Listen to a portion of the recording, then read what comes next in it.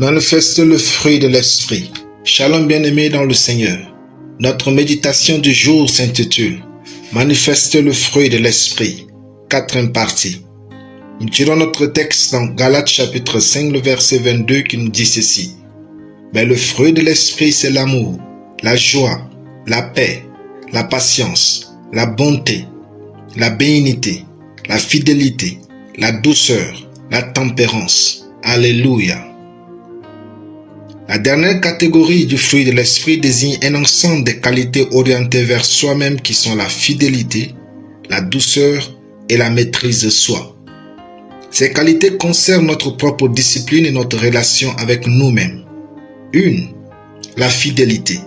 C'est la loyauté et la fiabilité, être digne de confiance. C'est la fidélité à Dieu et aux engagements pris envers les autres. C'est une intégrité de caractère qui ne varie pas. La fidélité, c'est tenir parole ou parler exactement comme nos actions le sont. 2. La douceur ou l'humilité. C'est la force sous contrôle. La douceur n'est pas la faiblesse, mais la capacité de réagir avec calme et humilité, même sous la provocation. Jésus a dit qu'il était doux et humble de cœur.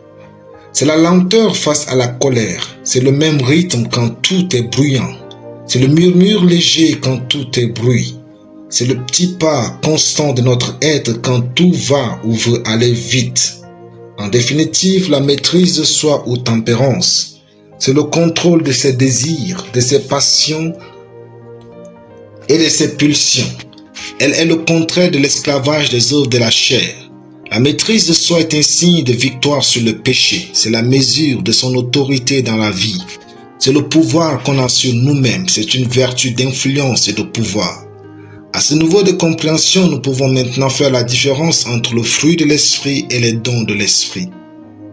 En effet, les dons sont les capacités spirituelles, prophétie, guérison, langue, données aux croyants par l'esprit pour le service de l'Église. Tandis que les fruits sont le caractère de Christ qui est censé être développé chez chaque croyant. Les dons peuvent être exercés par des personnes immatures, alors que les fruits sont la preuve d'une maturité spirituelle. Ainsi, le véritable test de la vie spirituelle d'une personne n'est pas dans la manifestation de ses dons, mais dans le développement de son caractère, reflété par les 9 facettes du fruit de l'esprit. Notre maturité n'est donc pas dans les dons, mais dans la présence du fruit de l'esprit en nous. Alléluia. Prions.